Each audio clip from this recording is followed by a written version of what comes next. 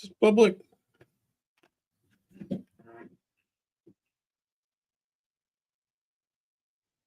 Could be private. Could be talking to myself. I need somebody to say greetings. We have 3 lurkers. Lurkers?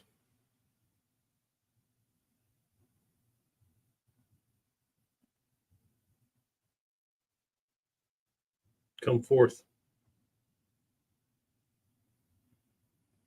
Hey!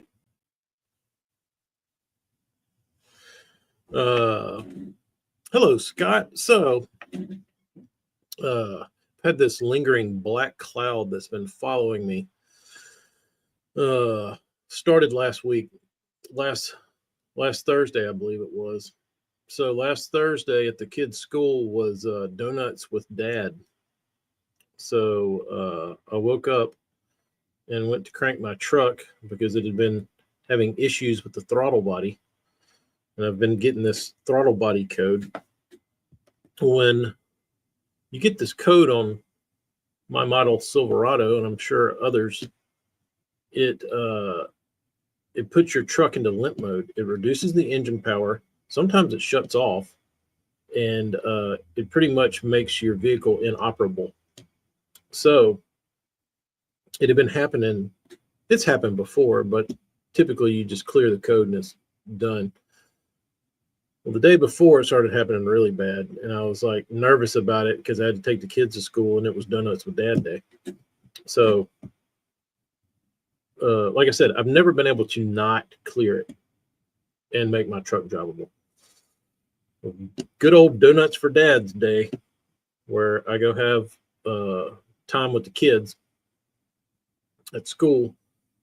Truck will not, refuses to clear the code.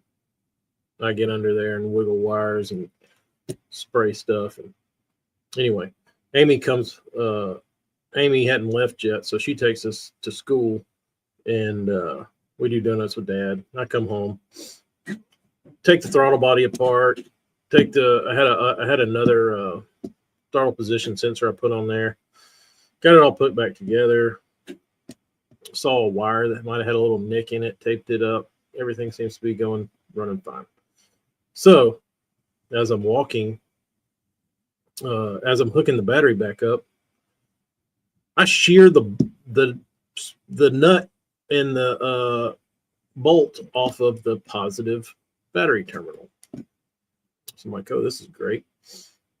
So, I don't have a good connection to start my truck, so I'm like jamming stuff in the hole to make it like try and fit and zip tying it, and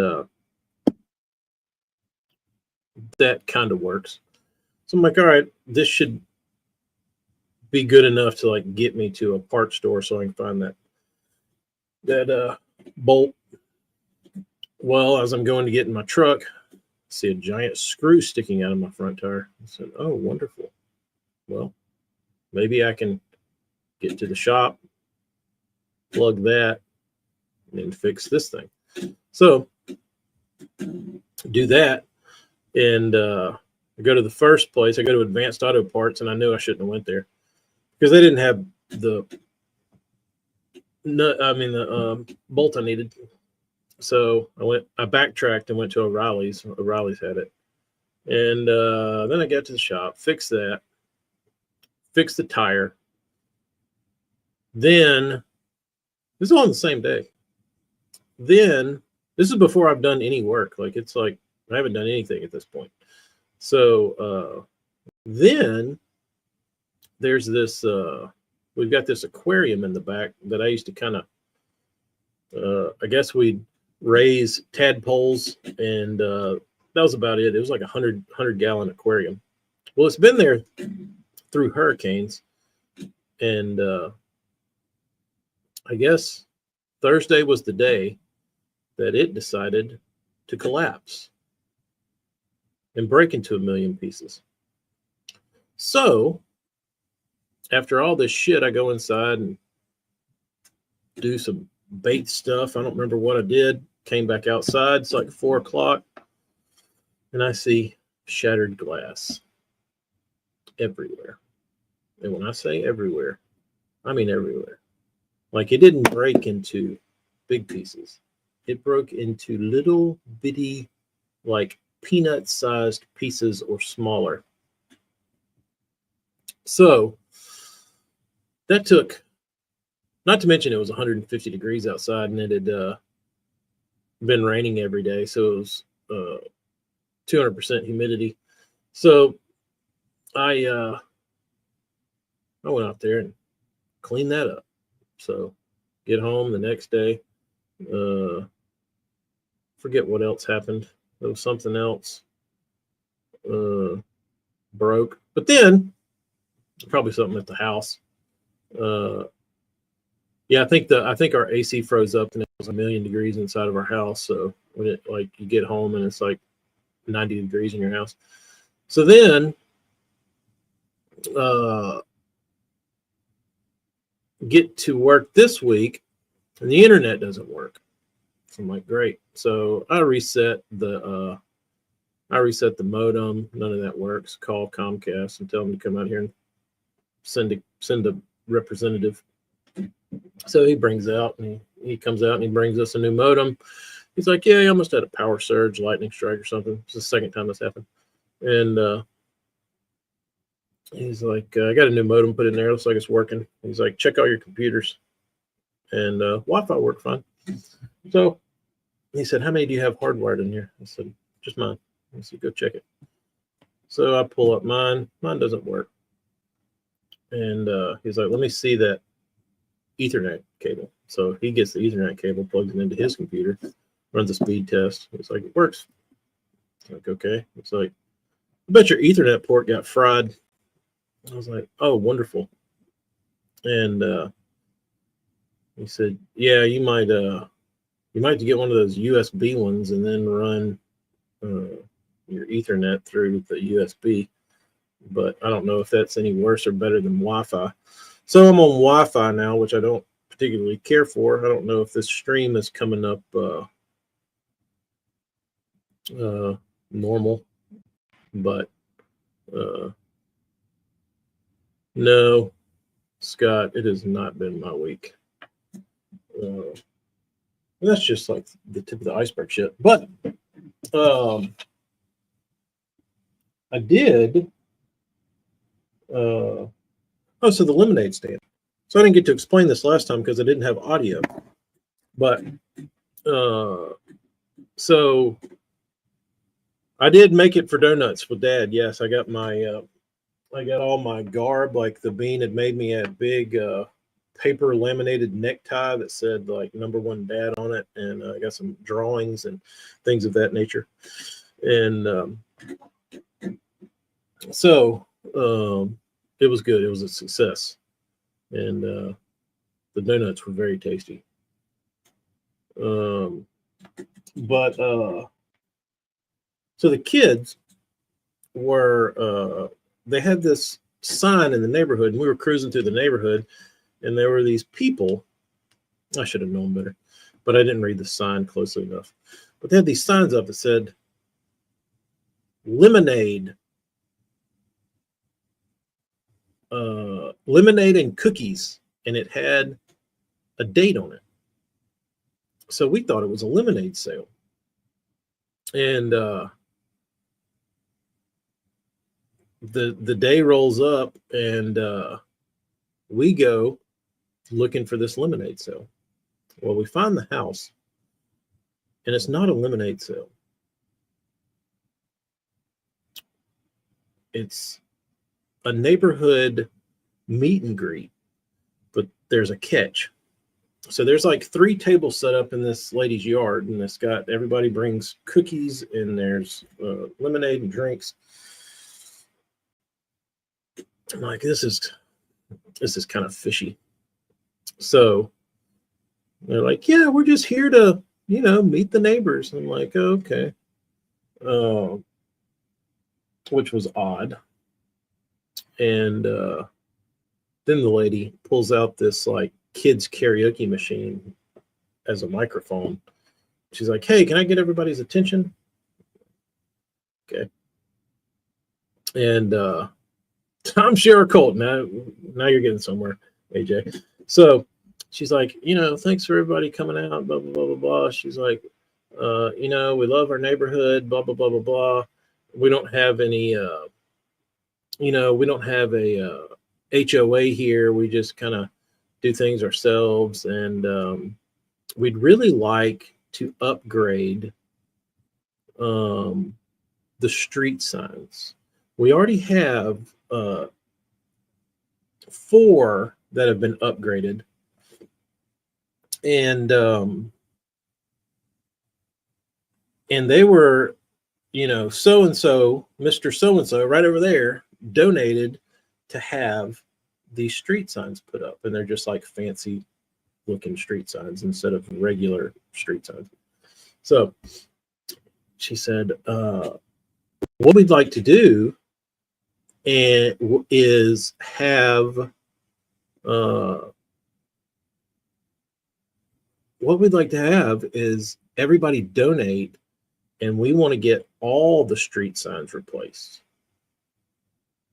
And there's 42 of them. And the total cost to have all this done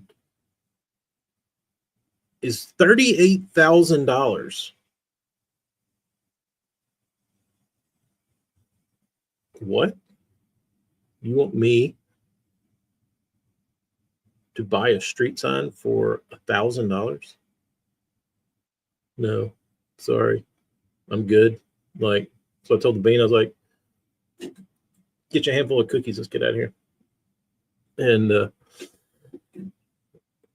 this lady was, I think she was, I don't know what she was thinking.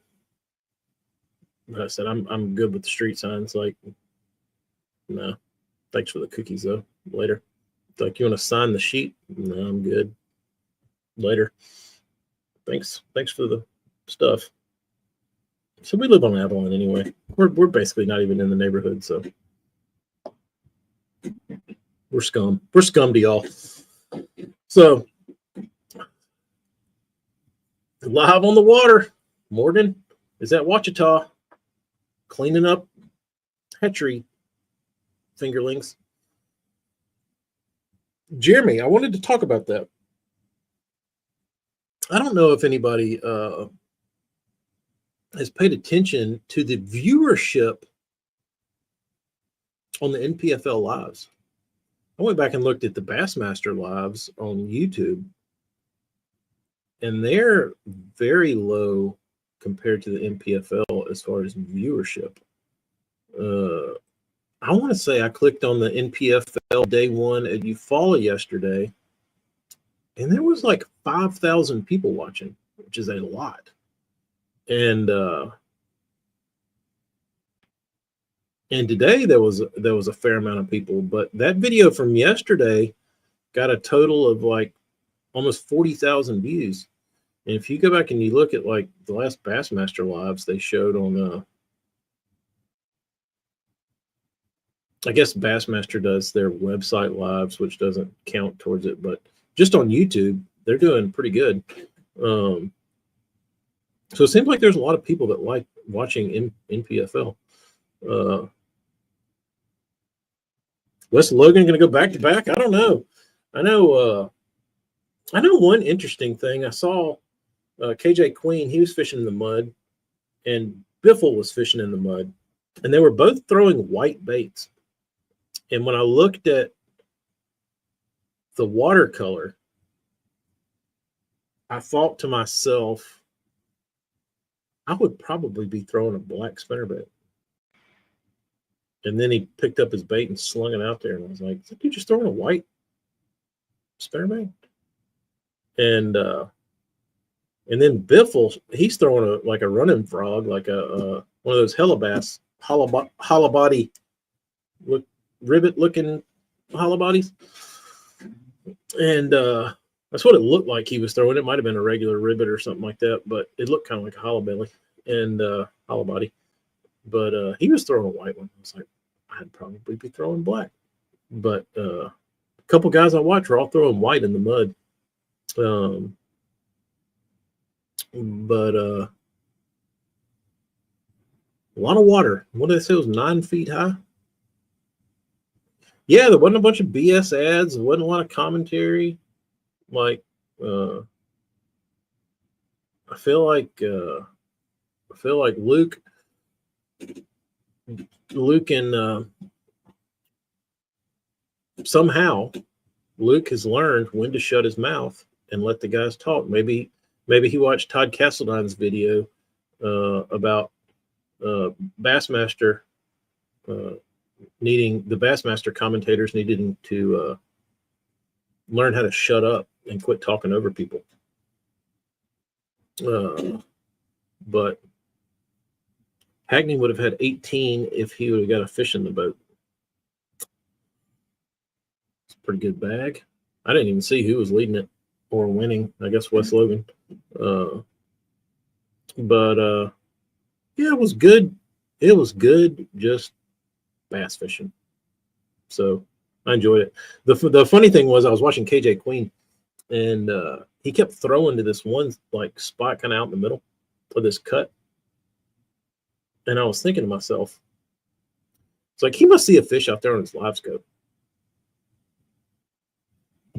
They don't have it. And it dawned on me. And I was like, oh, he's just actually fishing. He's not live scoping, because it looked like he was, the way like where he was fishing at. He kept throwing on the outside of this like willow tree that was hanging over. Like, what is he throwing at? Like, he must see fish out there in the middle. Oh no. Oh no, he's not. He's not seeing them. He's just fishing. So it sadly enough, it took me a minute to realize that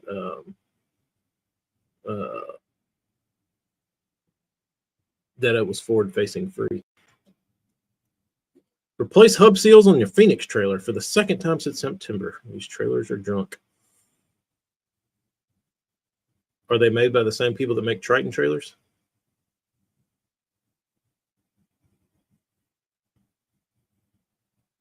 They were short striking a spinnerbait. He was even throwing a trailer hook. It's probably because it was white, Jeremy, and they couldn't find that damn thing. Like, he didn't have a colored blade, and he didn't have a very vibrant looking skirt. It just looked kind of like, I feel like his bait had like silver blades, and like it just looked like a spinnerbait that I would throw in like crystal clear water.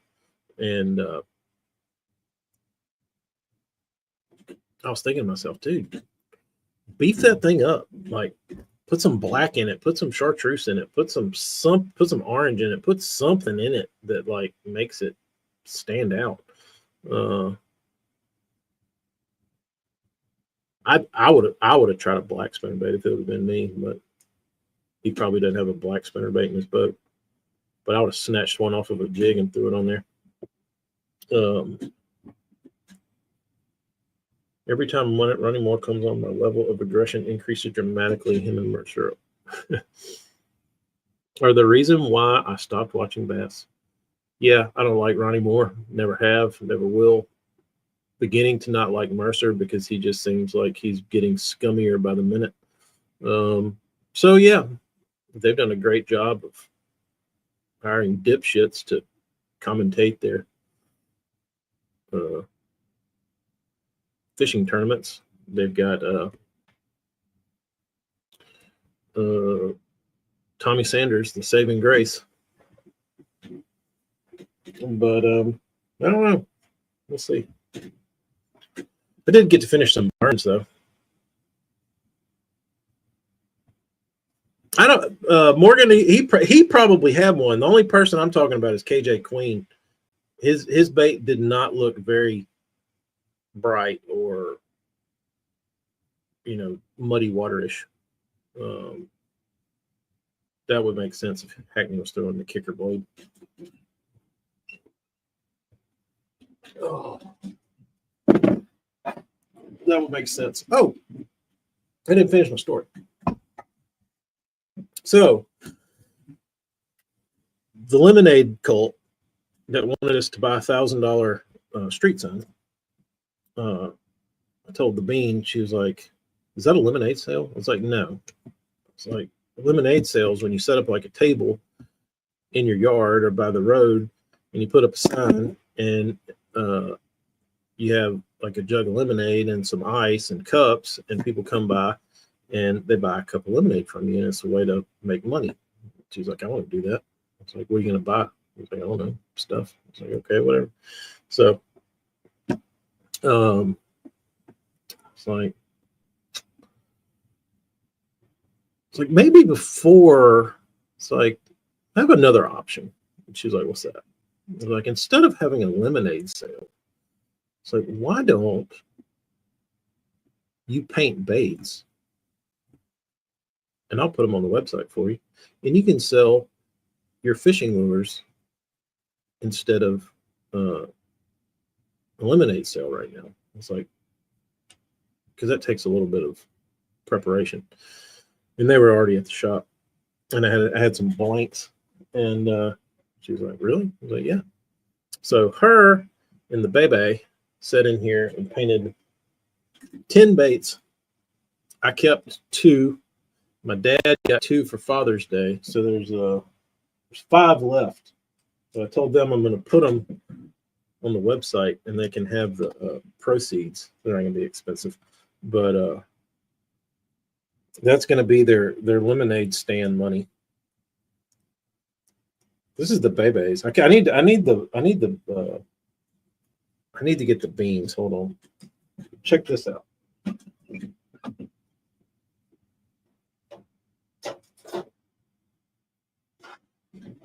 She wanted me to hang it. She wanted her bait to be on the wall. She wanted a wall bait.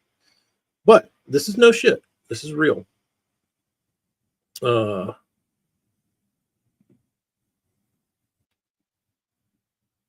She wanted to dot the I's. She wanted a bait that she could dot I's.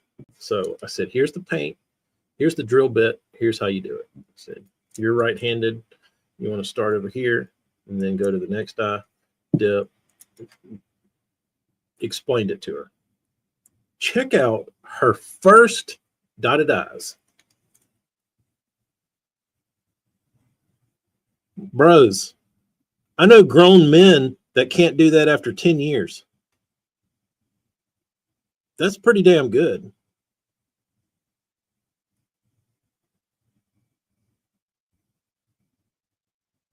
So this was her Christmas themed bait. DD22. I think it glows in the dark. But she wanted a Christmas theme, so look like a pecker right there. So that was her bait. And the baby did one that I kept that was it was white, and it had this orange, and it had green on the throat and then a little orange. And I was like, what is that? And she's like, it's a rabbit with a carrot. I said, it's got a carrot on its throat. And she's like, yeah, it's in its mouth. It's like, that's pretty good too, dude. So I kept that one, and the baby lost it at the house somewhere, but I'll find it. But the baby did this little lipless, and it's a pretty cool little, I don't know if you can see it. It's like swirl paint job.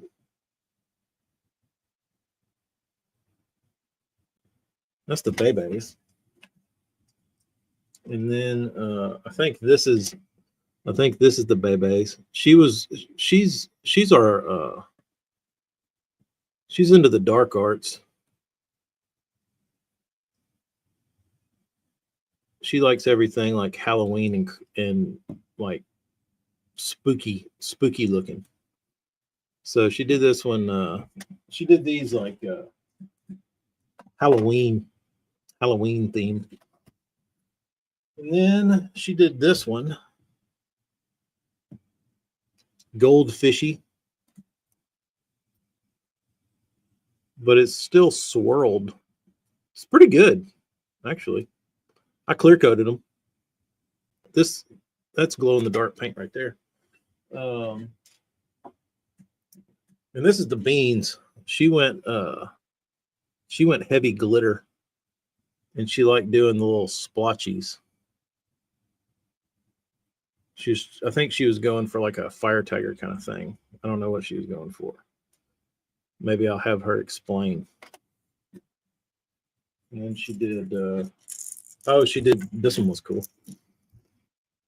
She did a mistake bait, and she doesn't even know what mistake is. So we got an orange side and a blue side. How about that? Heavy glitter. So I'm gonna make them a little.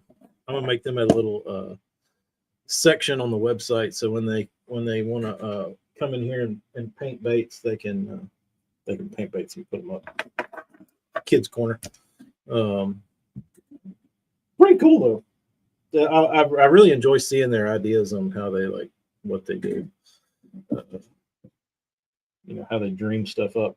What I did realize is I got to order some more blanks.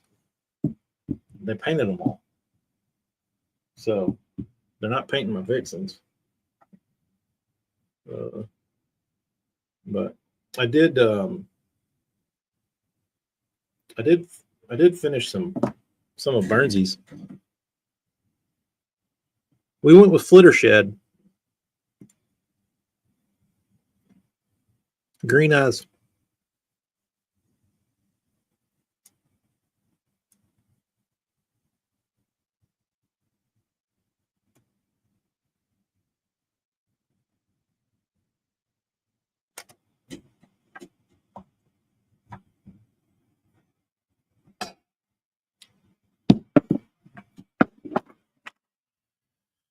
AJ, I was thinking about you a couple days ago when I was painting these because I had I definitely had a viral video moment, and I couldn't make myself do it because I had 20 baits all lined up. And when I first base coated them, they all looked like little peckers. And I was like, you know, there's a video here. Because when you looked at them, it looked like I was painting you know what.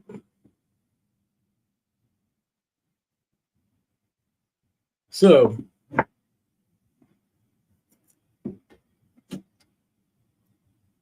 selling street signs, it's not a bad one.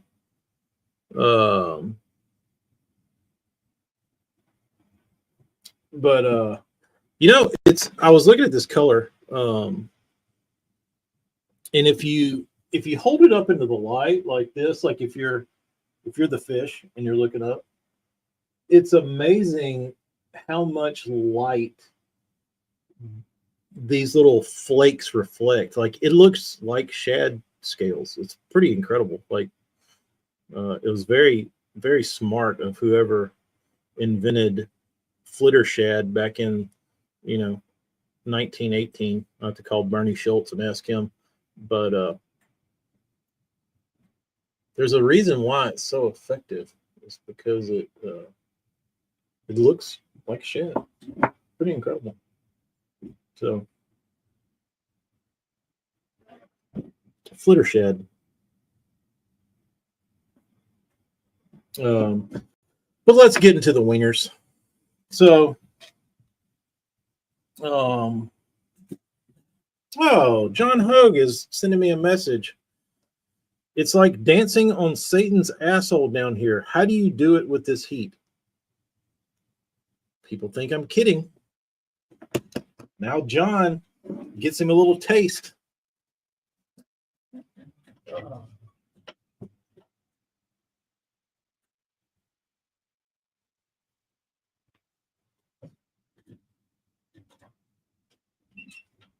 So here's the next thing. So Burnsy, everybody likes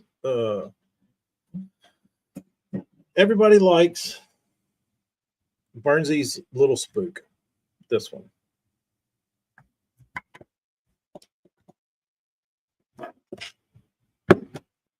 Fan favorite, they say. Hard for Painter Dude. Because it's kind of phallic in its shape. Well, I sat down to paint these and I said, you know what? I know that those are going to look kind of like hogs. So I'm going to try and unhog them. So I had the right idea that I was going to bone camo them.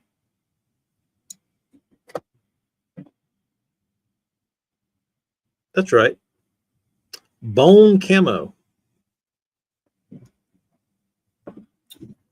Well, after I finished one, I realized I'll never get done.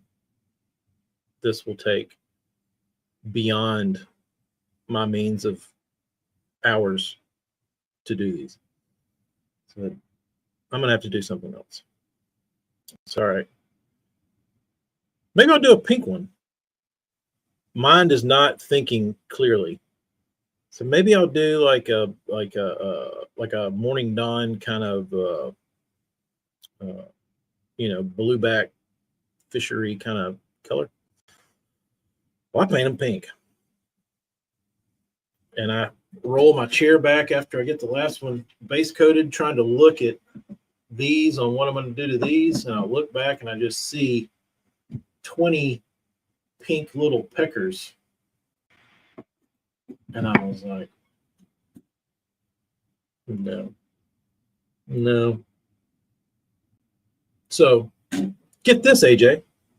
So the next thing I do is I said, I need to tone this pink down. I wanted the color of like a 1960s Fender Stratocaster that's called shell pink, that's been in a bar. So I want it shell pink. So how can I tone this down? Well, I reach into the old paint cabinet and I pull out the paint that is literally named Natural Flesh. What's the worst that can happen? So I give them a light, thin coat of Natural Flesh. So now my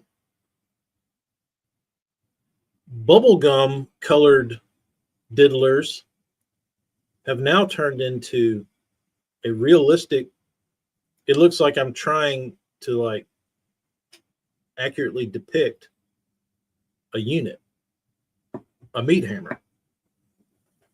So like, this is not doing what I want.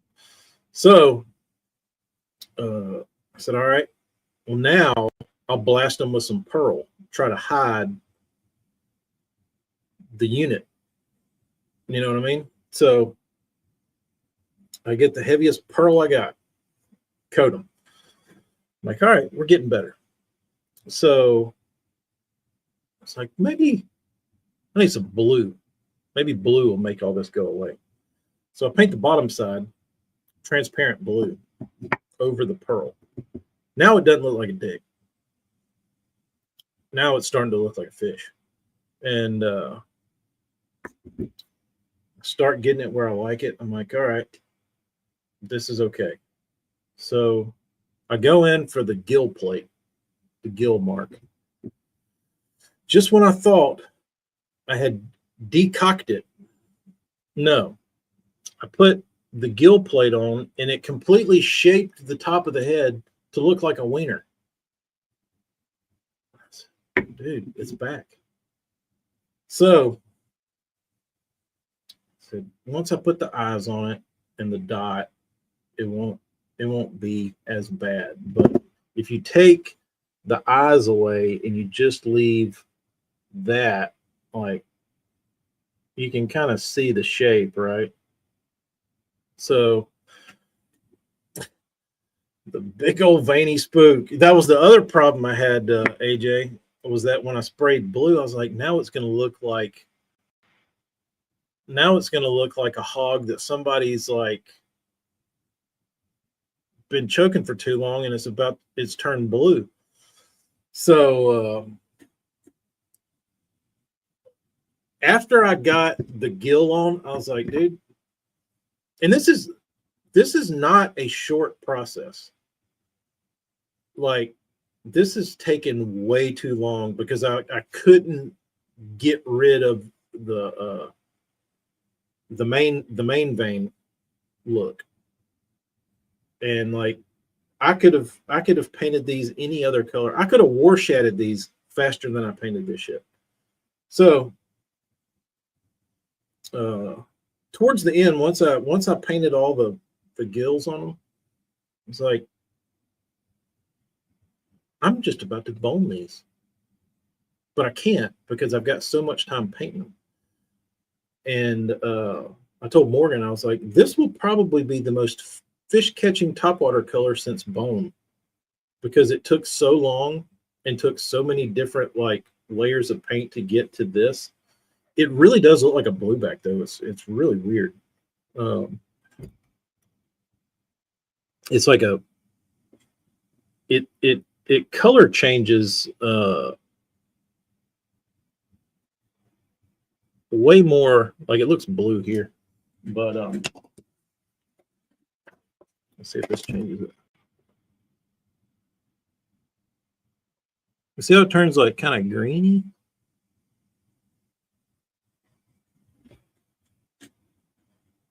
It's pretty sexy. Somehow. I think guys with grass in their legs, clear water, bluebacks, any of those things, I think this thing will be the sauce. One thing about it, there's no other topwater on the planet that color.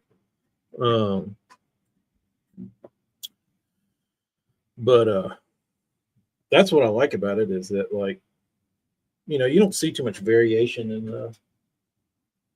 in topwater colors. But this one somehow, like I said, ended up, and you can still see the pink in it is what I like. It's not showing up here, but like when you look through all the pearls and like when it flashes, you can still see the pink. So it looks kind of, it's cool. It's a cool color. But what I was left with was two of these. So what I'm going to do, because I painted this one first, and then I had to do this one. So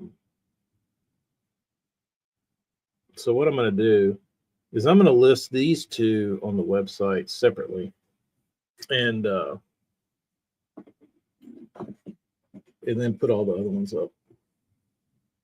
I don't know what I should do. But these are pretty damn nasty. Pretty cool bait.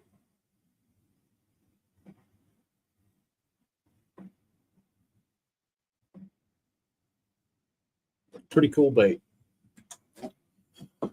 So I guess I'll lift those by themselves, and then put the flitter shad and the peckerhead by themselves as normal.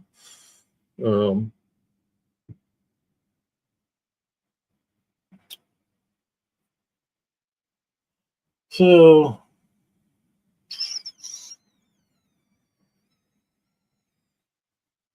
yeah, Travis, like something you could do some work with? Matte finish. Matte camo, bone camo.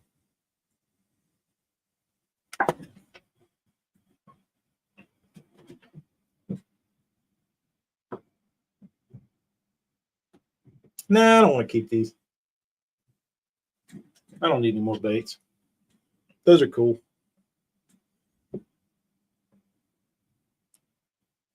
Those are cool. But I think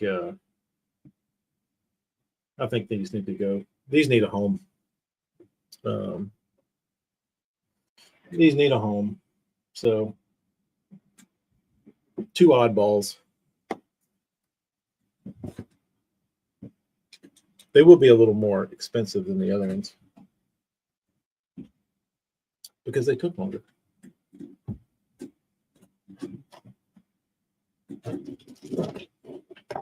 There will be a wee bit of an upcharge on the camos.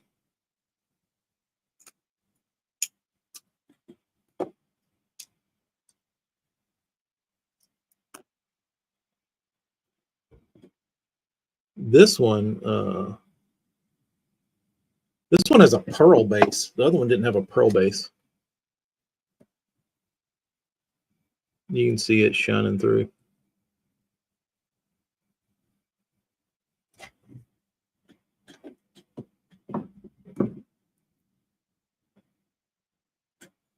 Bobby, the reason the camo came up was it was the most. I knew it was a bulletproof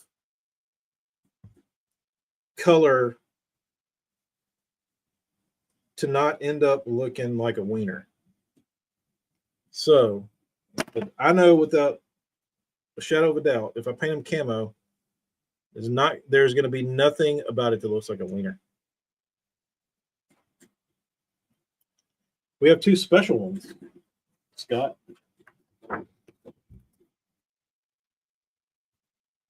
Bone camo.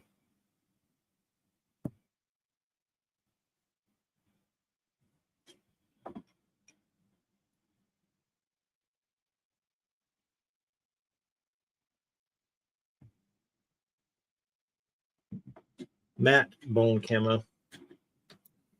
And then we got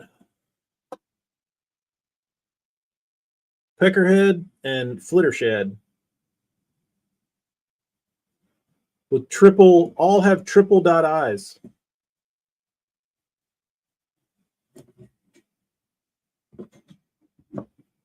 So no hot dog.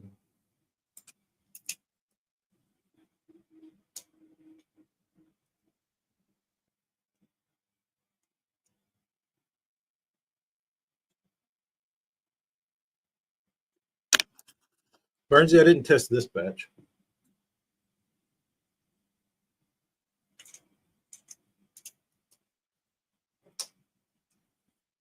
Jeremy, there was all kinds of crude names running through my head when I was painting these things.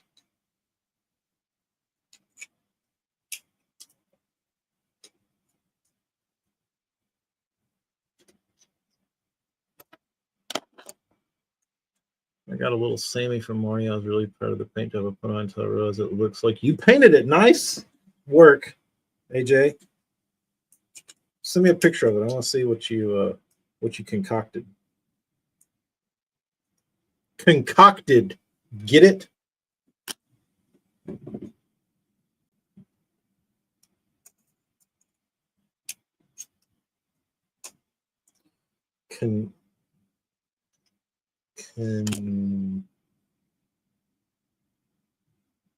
See what I did there. Concocted.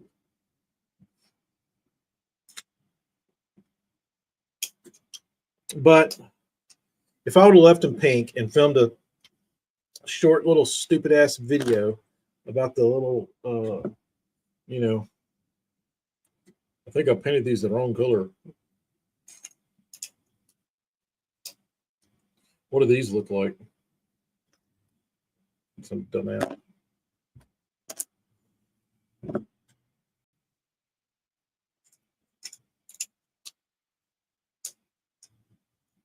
Some dumbass video.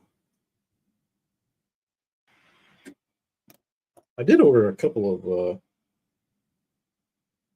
I acquired a couple of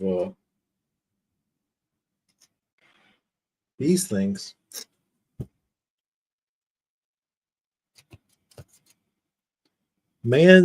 Thin Man's. I had I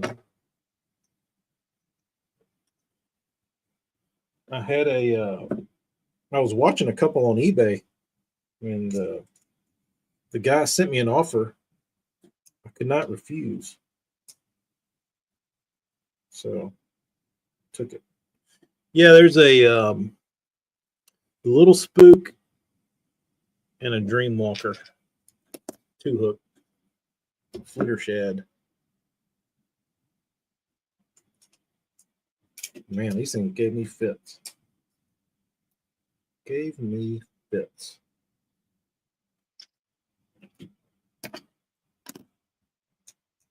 Good old Thin Man. That's right. I'll be. I like. I say I like challenges and trying to make baits with strange shapes. Find like a sexy color for them. I feel like that's like the most challenging thing to me is like those spooks were a challenge. But take something that's an odd shape and try and make it remotely look like something. Some stuff you just can't do, like the Sherpas swim baits. Like no paint job on earth is going to make those like sexy. But Scott, what'd y'all do? Sports or outdoor recreation, like fishing? I'm assuming y'all went and played ball.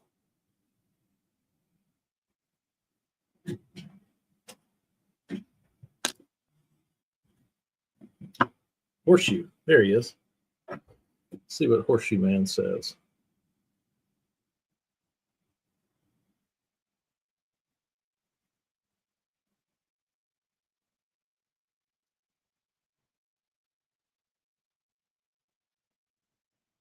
It's got some older Tacklecraft vibes about it.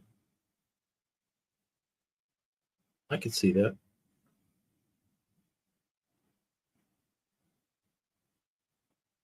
I could see that. Besides the white behind the gill mark, I mean behind the black dot.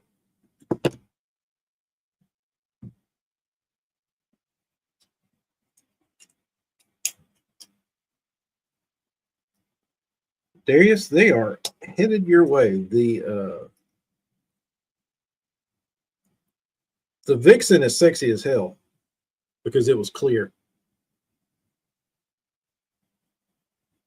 The bow stick looked good, but it wasn't as sexy as the Vixen.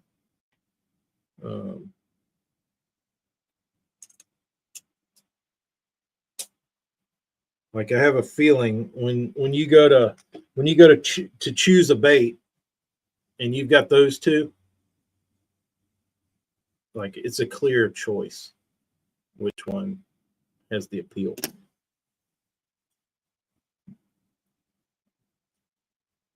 All good, Bobby. All good. So I ordered some more Bagleys.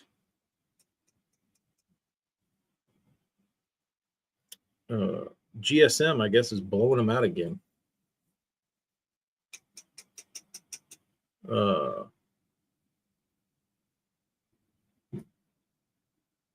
And it took those dickheads 10 days to ship my order. 10 days.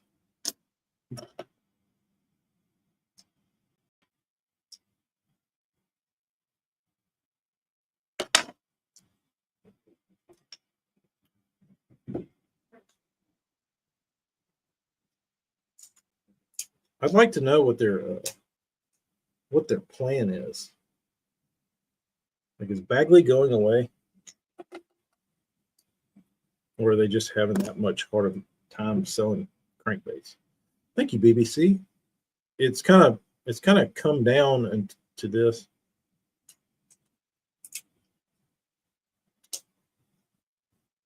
TW has the McBest for 3 bones.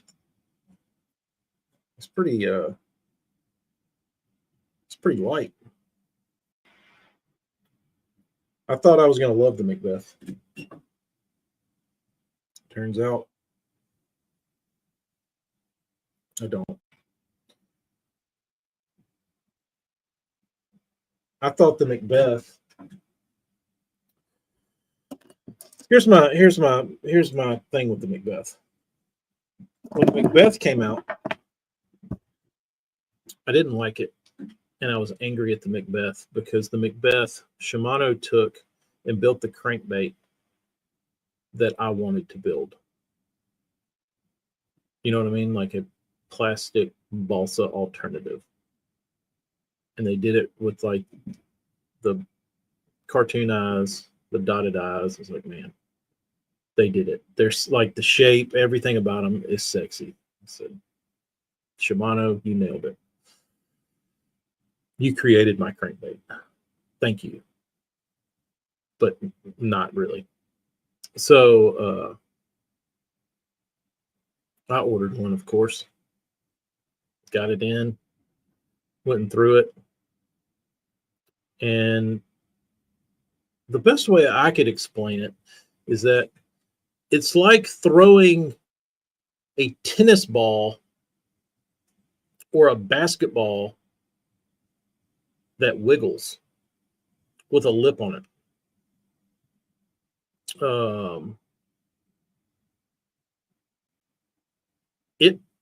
It is so buoyant that you fight to keep it down, which is not what anybody wants.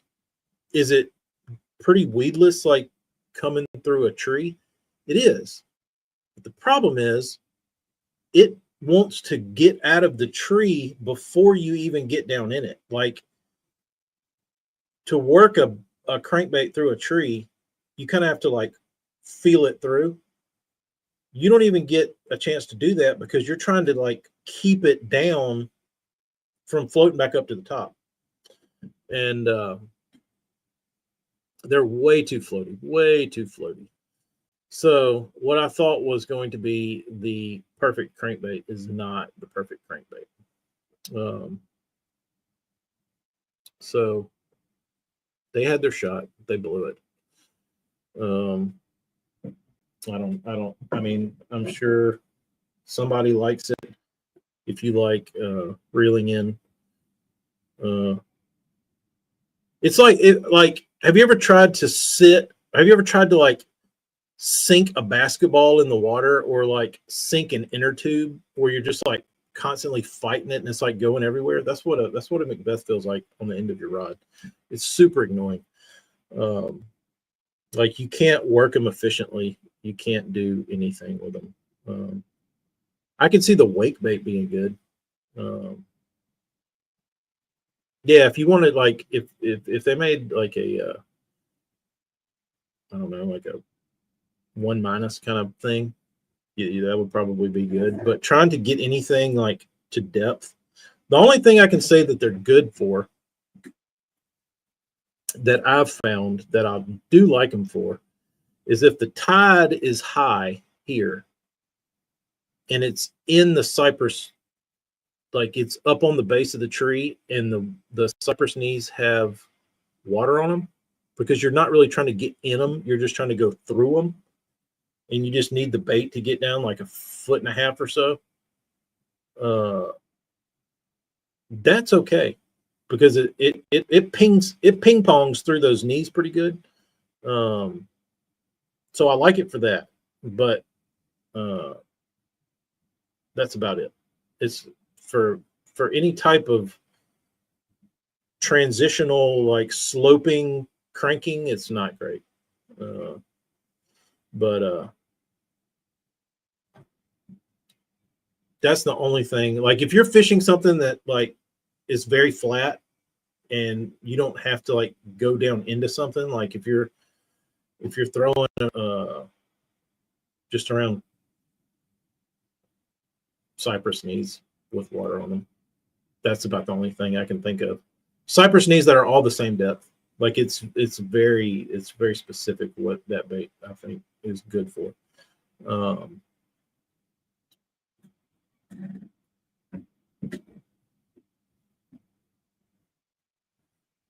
Flat side is decent. Wake bait is pretty good. That's what I could see the wake bait being pretty good. But Sorry, Shimano. I don't know that it would be. I don't know that I would like it over grass. Just because of the way it pulls. And when I say it's annoying, and I like thump, but that like you have to fight it. Like it's not. It doesn't feel right. Is all I can say. It just doesn't feel right. Paint the fence, BBC. See you later.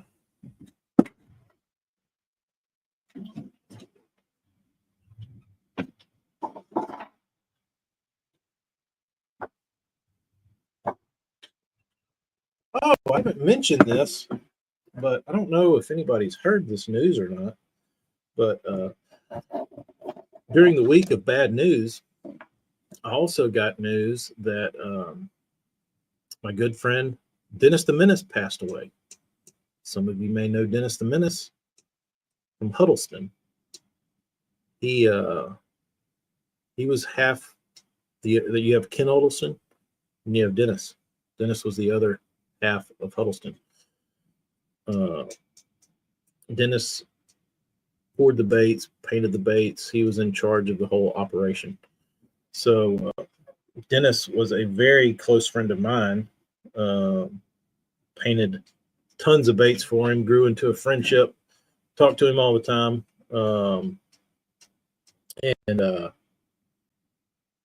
Yeah, he had a freak like brain thing, an aneurysm or something, like stroke, and lights out like in a matter of hours. Sad thing was he called me the day before or the day of. I don't remember. I'm not positive what day it was. It was either the day before or the day of his passing. But he called me and I was doing something. I was like, oh, I'll call him back. So when I called back, his wife answered the phone. Age, he was he had to have been early, like 60, maybe late 50s, 60, something like that.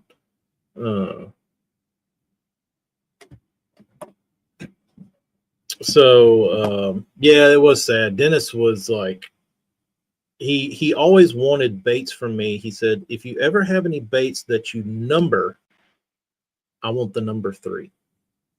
So he got, when I did native gills, he got number 3. When I did anything I numbered, he always got number 3. I did some DT6s, and I think Scott York got them, and that was, I think, 5 of them. Scott's got every one of them but 5. I mean, he's got every one of them but 3, because I took 3 out and gave it to Dennis. So what else? But yeah, I talk to him all the time. Like, very close friend of mine. I talked to his son. His son called me and he was like, the dude didn't have many friends. He had like 10. You were one of them. So, well, that means a lot. So it's sad. Sad that Dennis the Menace is gone.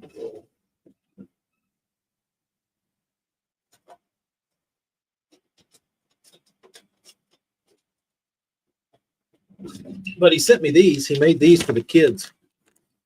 It's bathroom toys. You can see his Clover stamp on the tail. That was his signature thing. But these don't have a hook or a harness in them. He calls them bathroom toys. Oh, kids pool toy. So I got 2 of those. I think they float. But those are cool.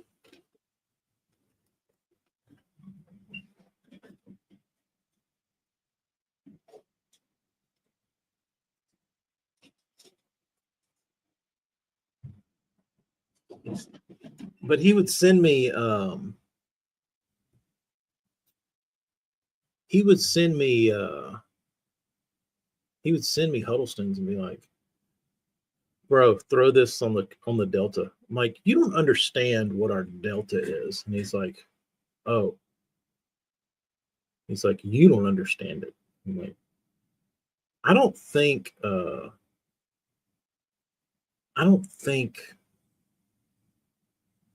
it's the place for a Huddleston. He's like, everywhere is a place for the Huddleston. You just haven't figured it out yet. Like, I don't know that I want to figure that out. He's like, I think you should. Well, why don't you come down here and you show me?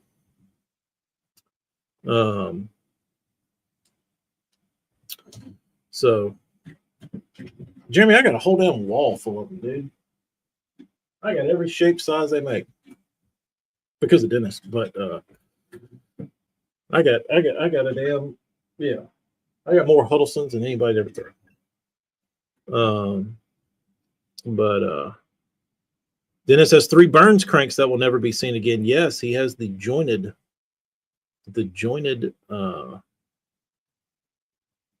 Jackal Aragon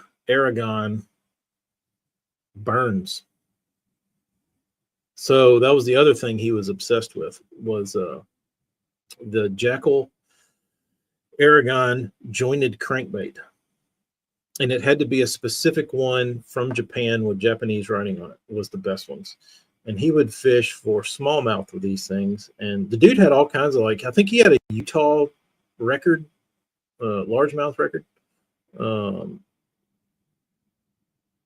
And he used to fish tournaments with Bill Siementel, I believe. So dude had stories for days. He was always like the Eric was like the East Coast Dennis the Menace, and Dennis was like the West Coast Epic Eric, just in their love and enthusiasm for bass fishing and nerdy baits and stuff like that. So if I got on the phone with Dennis, we'd talk an easy 2 hours, just fishing. And that was the good thing about Dennis, is he never wanted to talk about politics or bullshit or whatever. He always wanted to just talk fishing. But he had some really cool techniques that he would do, and stuff that he taught me that he had learned along the way. And I tried to get him on a stream, and he would never do it. And I'd ask him, and I even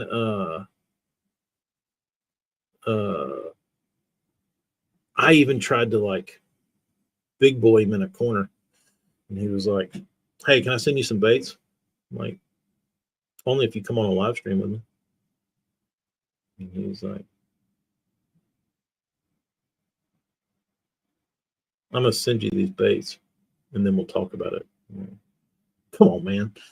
And he never would. He said the first problem he had is he's like, I don't want to be like the face of Huddleston.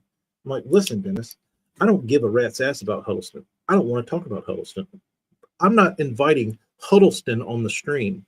I'm inviting you on the stream. And I want your fishing knowledge. I want to hear your fishing stories, not about Huddleston. This is not a Huddleston sales pitch. I want to know about you throwing this little dorky ass crankbait on 8-pound test line. That's what I want to hear about. I don't give a shit about Huddleston. But he never wanted to get on and talk. But he was about to move to he was really excited about moving to Oklahoma. They were going to try to move the operation out of Vegas and move it to Oklahoma, but never got the chance.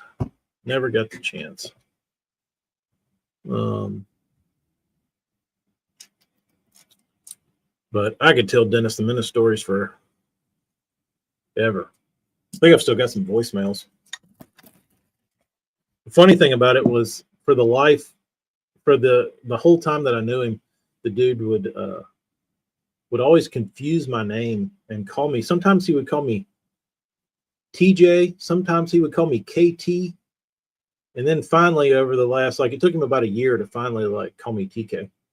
But see if I have any Dennis the Menace voicemails deleted.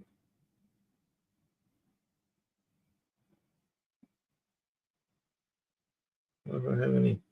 Hope I didn't delete anything.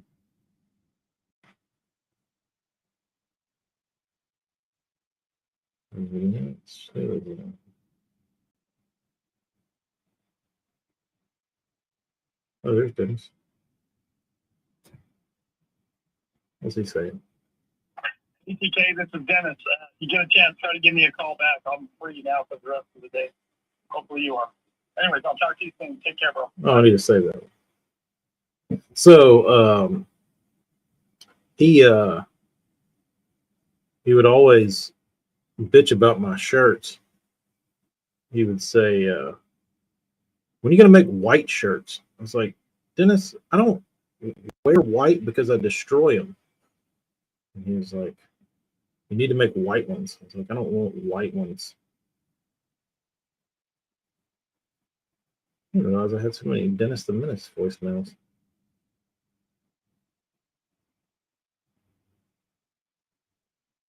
But I'm going to miss Dennis the Menace. He was great. He was great. Man, I got a lot of Dennis ones. Hey, JJ.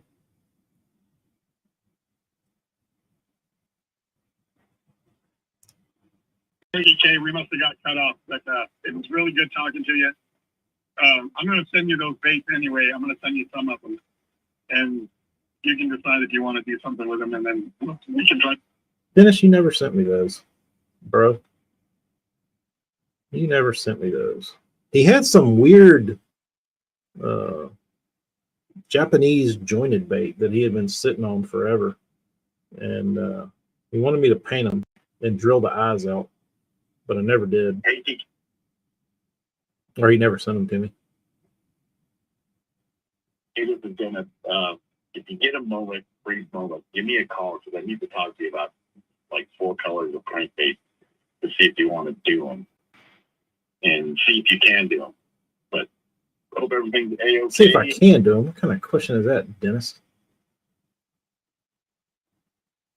Save. Sorry, I'm trying to get these voicemails saved off my phone so they don't go away. Maybe somebody wants to hear Dennis the Menace.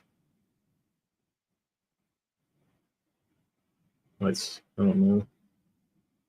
Some people family might want to hear these. I don't know. I'll hoard them. Save. Dude, I'm so constipated with kids' birthdays, soccer, and house chores. Tell us about it, Anthony. Don't get married, single campers. Oh, these go back. These go back to like 20. I'm in like 2021, 2022. I think he got. TK, this is Dennis. If you get a chance, get some free time, give me a call because I want to talk. I want to say he got COVID and almost died. Like, he was in the hospital for a while. But hey. Yeah, sounds like I avoided every one of his calls. Are y'all weird about I don't know what it's called, but sometimes I get like scared to listen to a voicemail. And and even if I know it's not anything bad, I just like if somebody leaves me a voicemail, I get this weird feeling like I don't want to check it. I don't know what it is. I get like voicemail anxiety.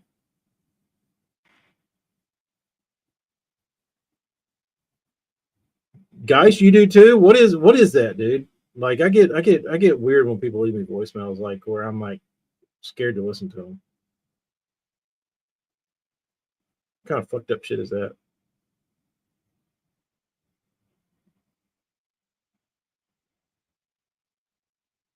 Man, these are old. Did you know you have deleted voicemails in your phone that go back?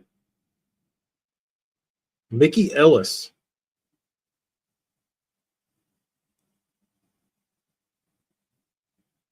I got these baits ready to ship out, so I need your address. I don't have your address.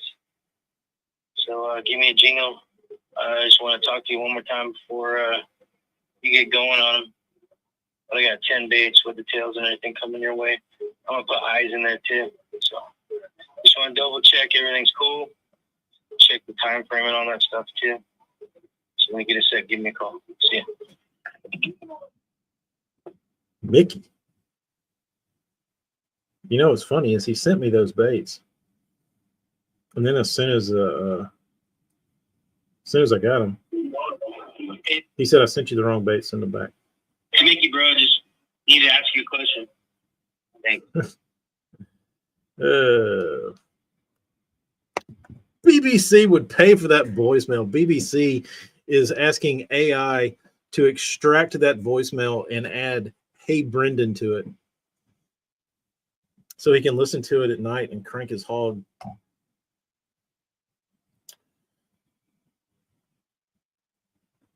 I get the visual. It definitely softens the blow, Hella, when I can read it. It does. We do get transcriptions.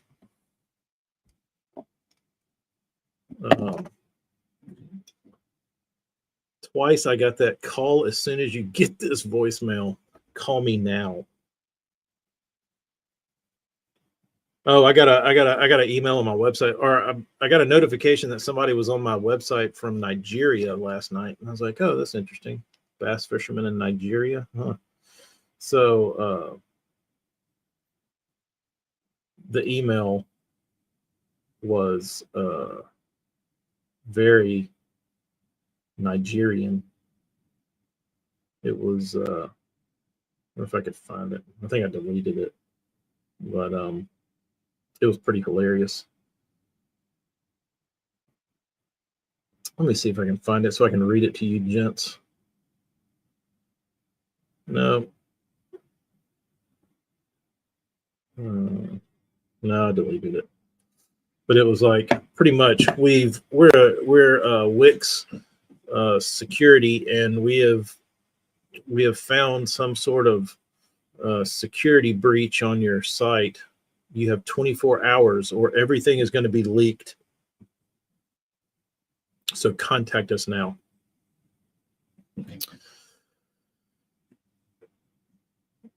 Bobby, it was very Nigerian. And I was like, look at these scammers trying to pull one over on me.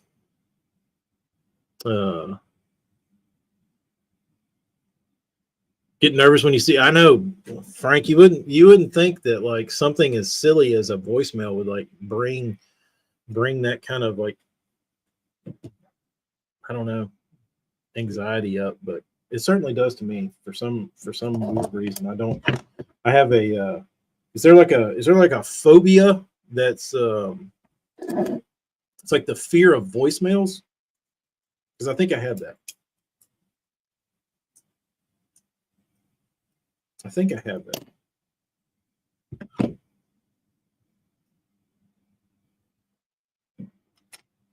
Speaking of weird stuff happening, we've had 5 houses in our neighborhood get struck by lightning recently.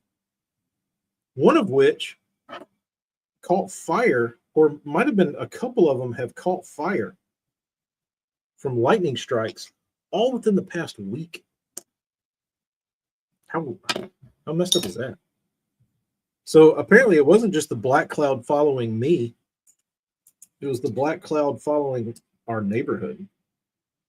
We got some bad juju going on over there. Telephobia. Voicemailophobia. I have it. I have it.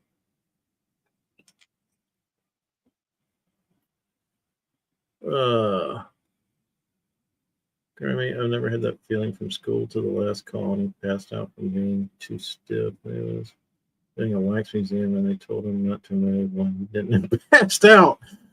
Was he like coated in wax?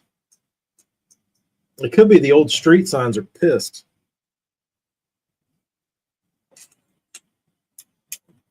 Bobby, there is no such thing as fearing of voicemails. Well, I'm sure there's something on I'm sure there's some video about it somewhere.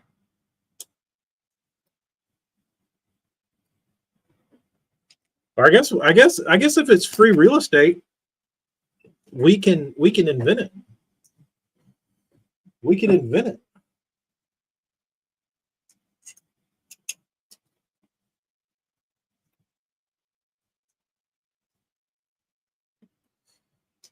Good luck, Morgan, with your bluegill hunt. You know, I tried to go bluegill fishing with the kids over Memorial Day. Wasn't that easy? I'm not a bluegill fisherman. Like, unless they're stuck to the bank and I can just like go do that. But I had like earthworms and they were not everywhere.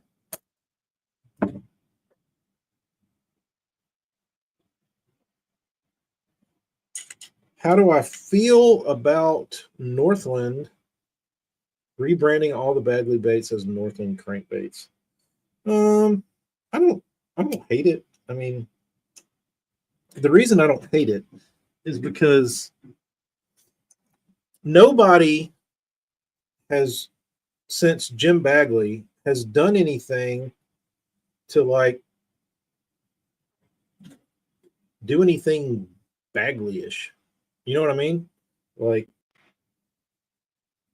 there's not really, besides the only thing that's the same is that the baits are made of wood. But besides that, I don't know that they still have the same soul as like the original Bagley did. Like I think all the life has been sucked out of the Bagley brand to where it's just a poor little shriveled up corpse of a company. They don't need the name because the name doesn't stand for anything anymore. So,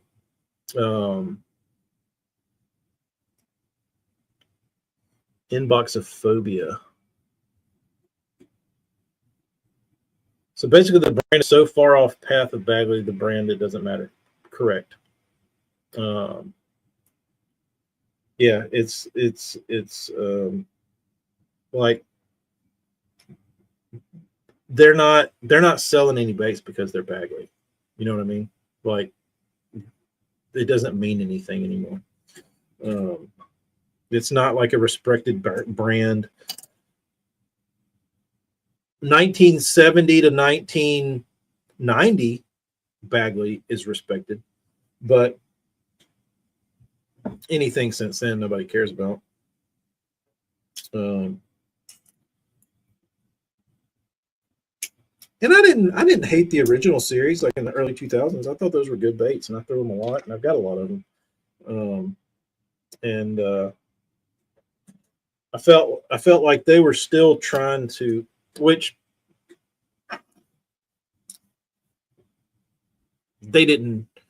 They did everything opposite too. But the whole here's my thing with Bagley. So you have rant incoming. So you have an era of Bagley baits that are legendary. The brass, Balsa B3, Balsa B2. Some people like the one, not a huge fan, but other, all those 70s Bagleys. Well, when they changed those, all anybody wanted for the last 40 years is just to make them like that. But every company, everybody that has owned the place since then has done the opposite. Nobody wants new styles. Nobody wants different styles. Just make them like the old ones. It's not that hard. It's like it's 2025. Like the Balsa B1 that they make now at Northland is not even remotely a Balsa B1. It's more like a Balsa B2. But it's not even like that because it's through wire. Like it's a completely different bait. I like them a lot.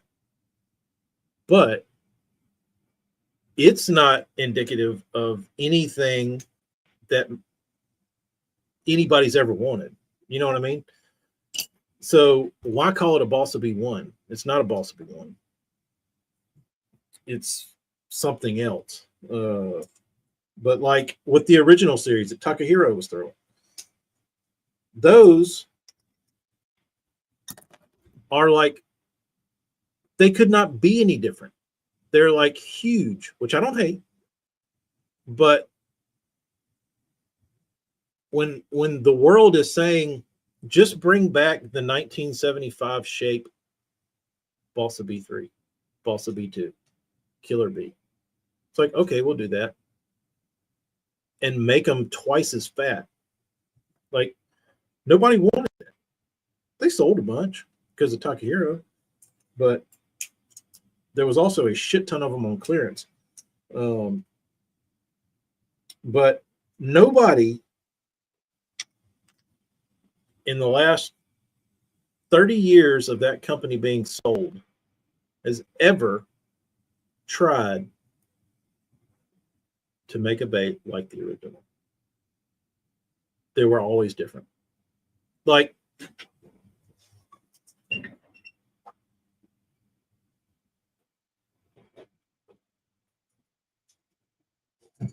let's go for a little show and tell here.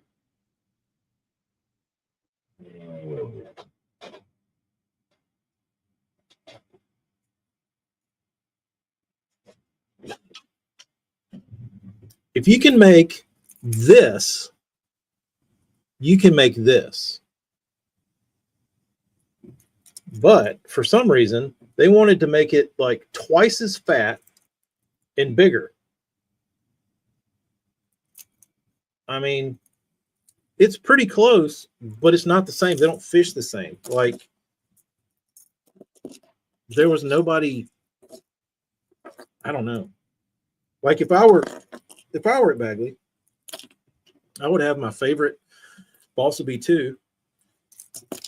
And when you rolled off your prototype Balsa B2, I would throw it beside it and say, you know, it needs to be slimmer. It doesn't fish the same. It still catches them great. But every time people saw a new iteration of Bagley, they were disappointed because they were always different than what really Bagley lovers wanted.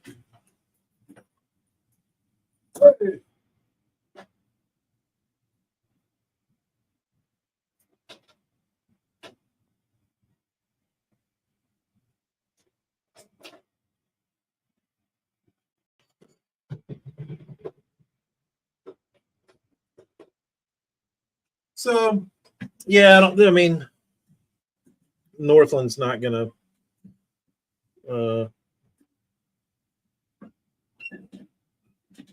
I don't think it's really. I mean, it's kind of sad to see the Bagley name go away, but then again, it's not.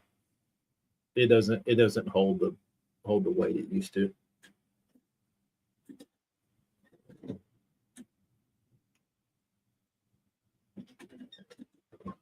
I am.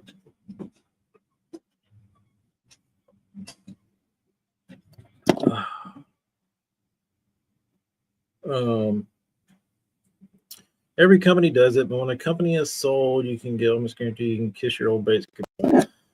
And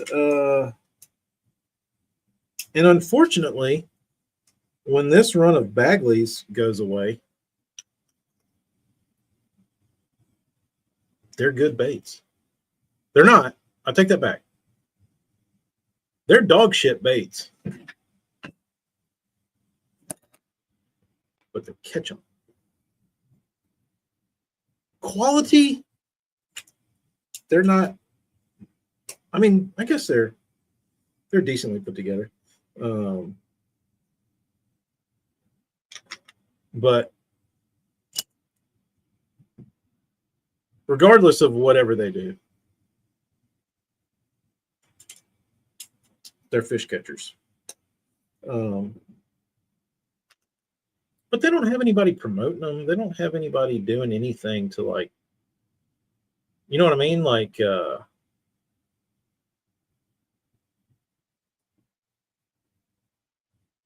why did Bagley decide to make the Dominican 3 bigger than the OG on brands? Who knows? Good question, Kyle. I don't know.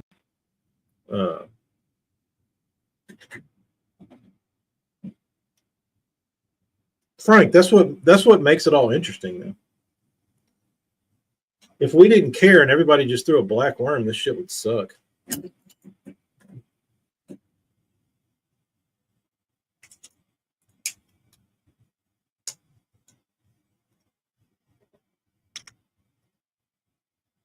I like caring.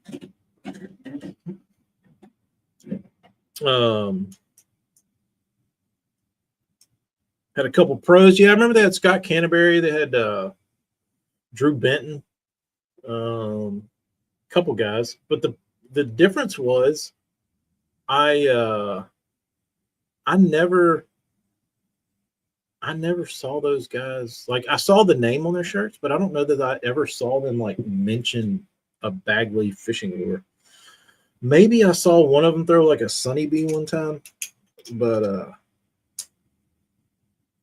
my favorite bait, which is the Balsa B1, I never heard anybody talk about. Not the old Balsa B1, the new Balsa B1. The most recent iteration of it.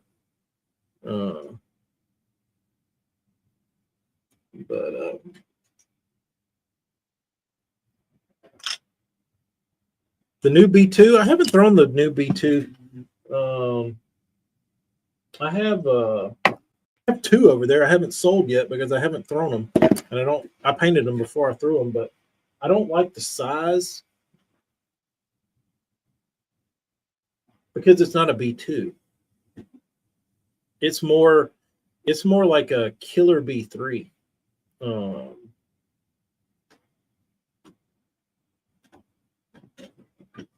Let's see.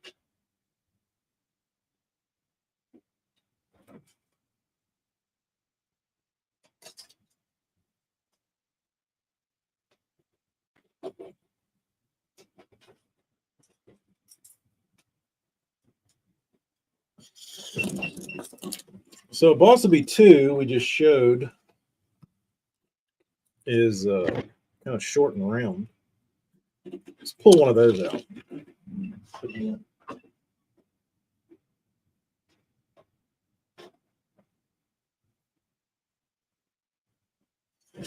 Oh, here's a glorious fish catching warrior. Not original. This is all brass 70s Balsa B2. The goodness. This is the good stuff. So this would be, when people say they want the juice B2, this is the juice B2. Well, somebody at Bagley decided that they were going to make the B2 this. The Bagley Balsa B2. Let's look at them. What about this says Balsa B2?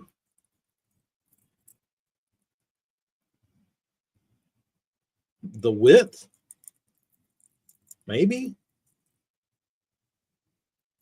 Like, please explain to me how this left the prototype stage as the B2. So if we compare it to a B3, the other juice, looks kind of similar, doesn't it?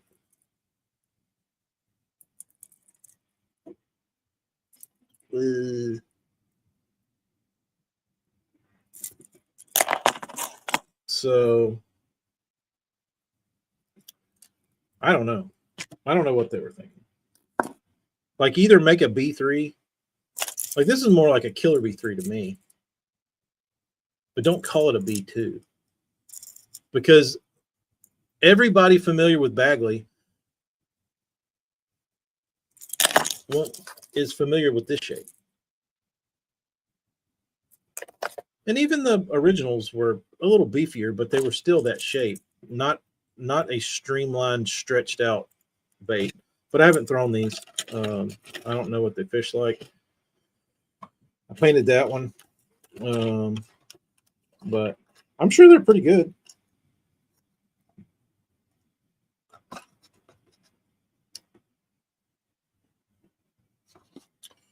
I'm sure they're pretty good.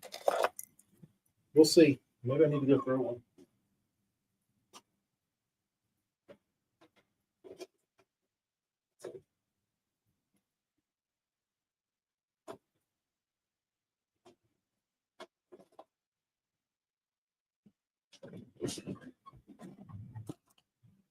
I'll probably love this one more than any of them. I mean, I should like this one because as much as I like the Balsa B3, this is like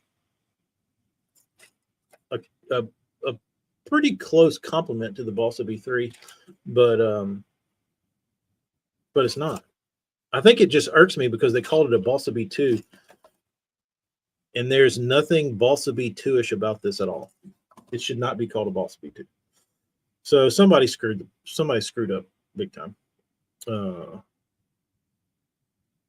Bagley really needs to come out with the BB 1.5 to have an old BB2. Yes, like that would be awesome. Like if they would have did a BB 1.5 and then called this one the BB 2.5, that would have been perfect, because then that would let you know that they're aware of what a Balsa B2 is and what a Balsa B3 is. And this is like a hybrid. I'd be excited about that. I think that would be cool. But when you put this out as a Balsa B2, you just look like a dumbass company. You know what I mean? Like, you just look like you don't know shit about shit, or you don't care.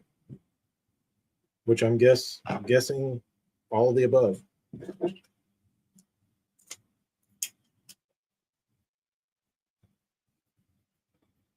All of the above.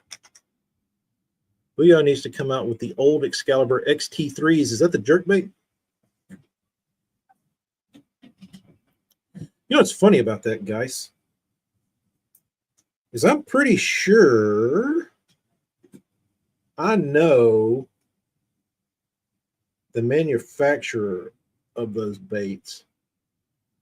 And I'm betting that those molds are just sitting over there in China doing nothing. Unless those were made in the US, which I don't think those were.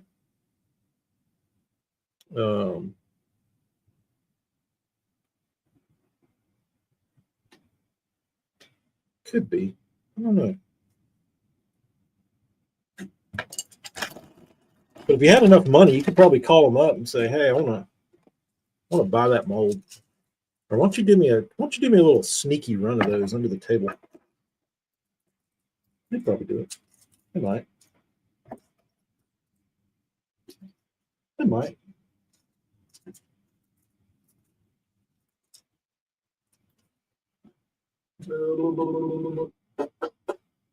My box.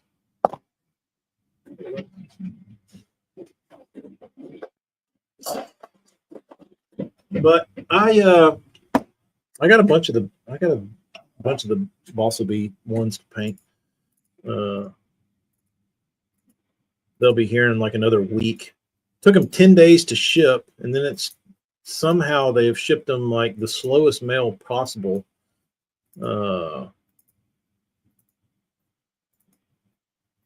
So it's going to take, somehow it's going to take nearly a month, 3 weeks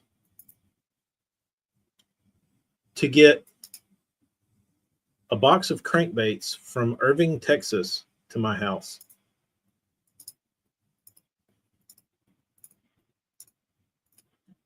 I did too, AJ. I ordered 200. I ordered 200 because that was the max that I could get in my cart. They kept, anytime, it was actually 198, and every time I would add more, it would screw up the cart. So I did 200. That'll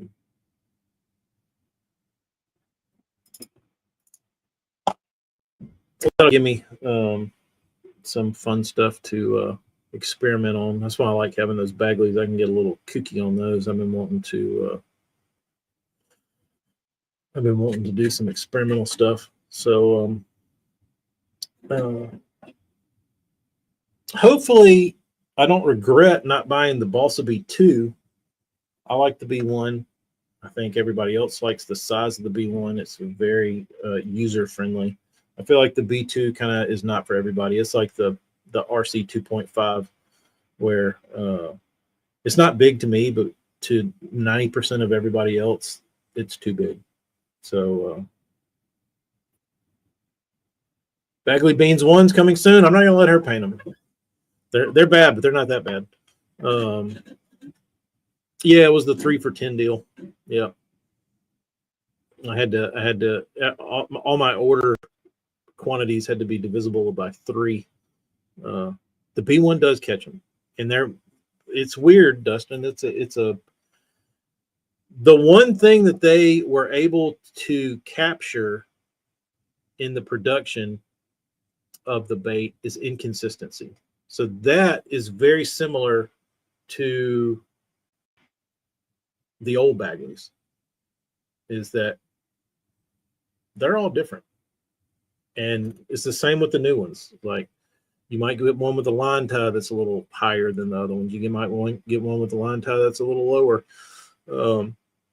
So they were able to catch that, which is not, like, when everything's so precise these days, it's kind of rare, which is maybe a reason I think these baits are kind of special, is because they have captured that inconsistency in manufacturing.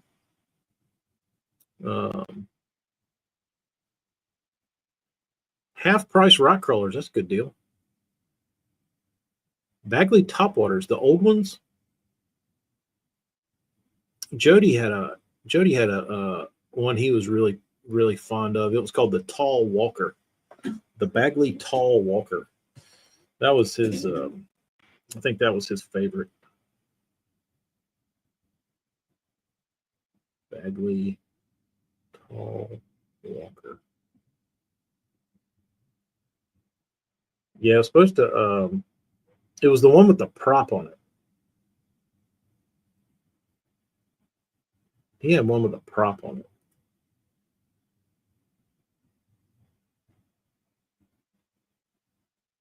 Maybe he put it on it. Tall Walker spinner, yeah. That was the one he liked.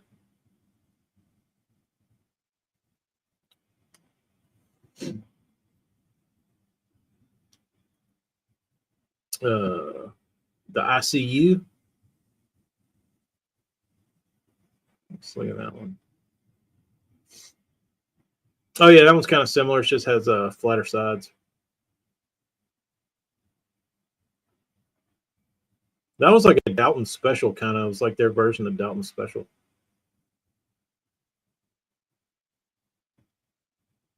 Pretty cool bait. Bagley had cool shit, man. Bagley was cool. for a little bit. For a little bit.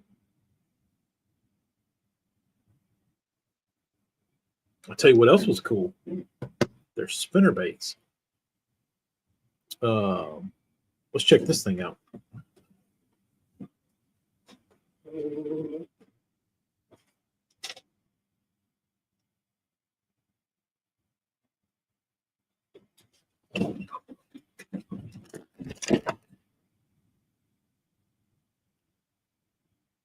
So here's what made this cool.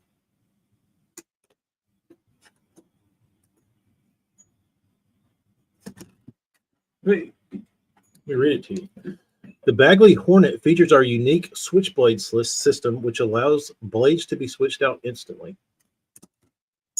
So what you do is you peel this little thing here off, this little wire, and you slide it forward, you bend this out, and you can take your blades off. It's pretty awesome. And I don't think these ever caught on too much. Like, I don't think they were ever too popular. But cool design. I don't know why.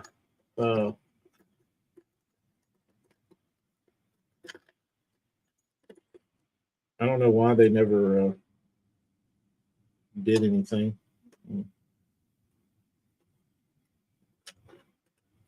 The Rat Fink?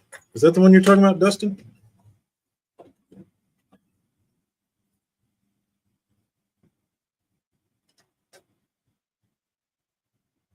I think I sold all my Rat Finks.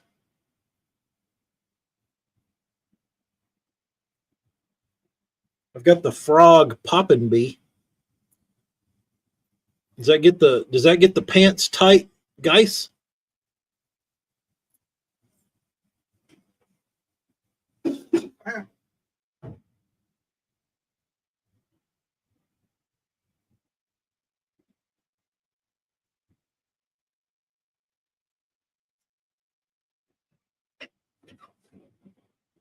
A lot of old Bagley stuff up there.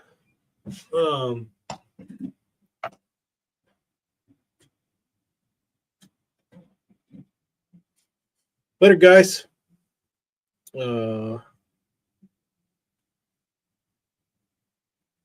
Just hit 100. What the hell? All right, boys.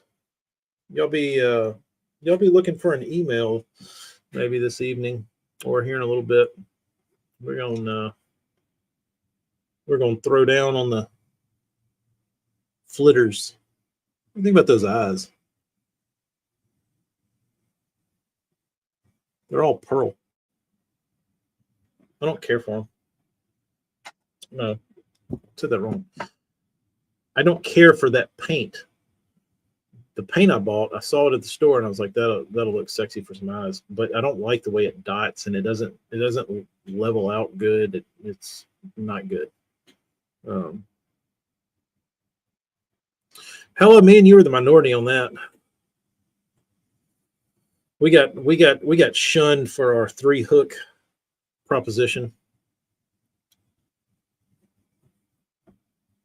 Lake Erie. You get to play with your wheel hubs instead. Where are you going to go this weekend, Dustin? What time is it? 2 o'clock. We'll get these things hooked up. Have a tournament on a bowl of a lake this weekend with windy forecast. Well, good thing you got power poles.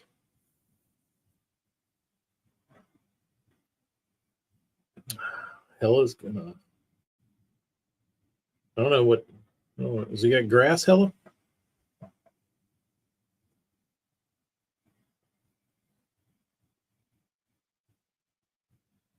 Simpsons crankbaits. I mean Crocs. Let me see those. Let me look these up. Is it regular Crocs with Simpsons gibbets, or are they painted?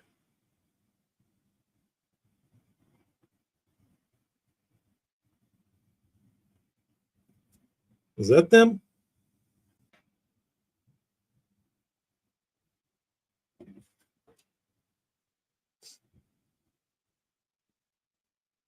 It's kind of funny. Both. Oh yeah, it's got them printed on there, and then it's got the gibbets. How about that? That's cool. Crocs times, dude. Crocs is collabing with everybody. No way, dude. They have McDonald's Crocs. They collabed with McDonald's. Weird. Disney, Pokemon, Wicked, Eeyore, Winnie the Pooh, Frozen. Oh no, I didn't know they had these. Oh no. 50 bones. Bean will shit the bed, dude. She doesn't need another pair of Crocs, but if she saw these, it's over. What's the next holiday? My birthday. 4th of July. Look at those. We got glitter, clear glitter straps and soles. Hella, I have 2 pair, and I don't like them. Here's why I don't like them: is they make, like, from the time I was in high school till like I was about 30, I wore flip-flops every day. Every day. Like outside of work, I wore boots, but then I wore flip-flops. And it didn't bother me. But I feel like my feet feel dirty in Crocs, and it drives me nuts. So I don't like Crocs. I could get behind Crocs with socks, but I don't like the feel I don't like the feel of them. It makes me feel dirty.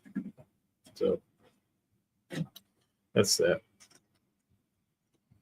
That's that. All right, boys.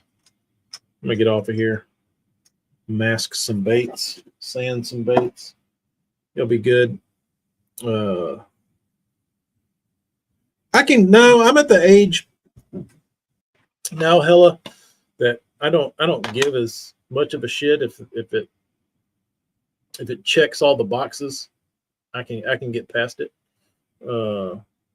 But they have some definite cons that I can't get over.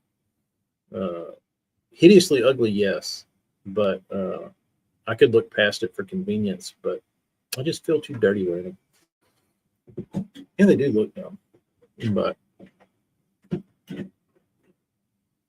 don't know. I don't think they make the perfect. Crocs. I have them here. Yo, hang on a second. Let me see if I can find these. Hold on.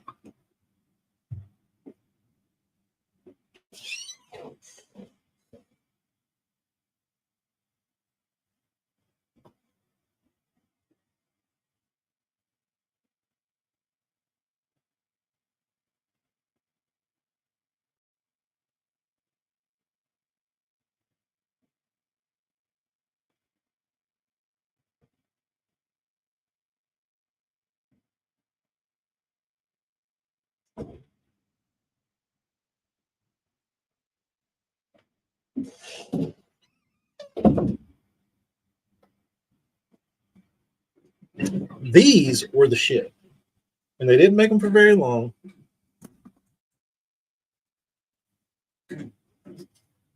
But they were like tennis shoes.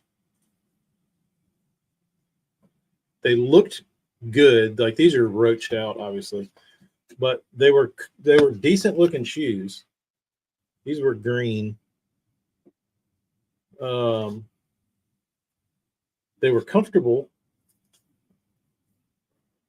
and they were good, like water shoes. But I obviously walked through these,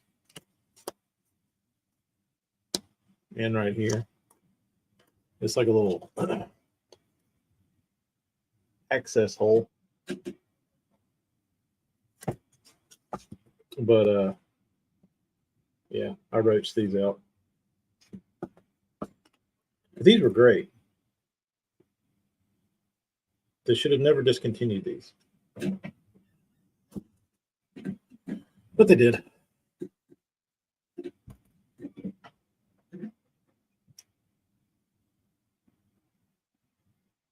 Waterproof golf shoes. Why do I still have those?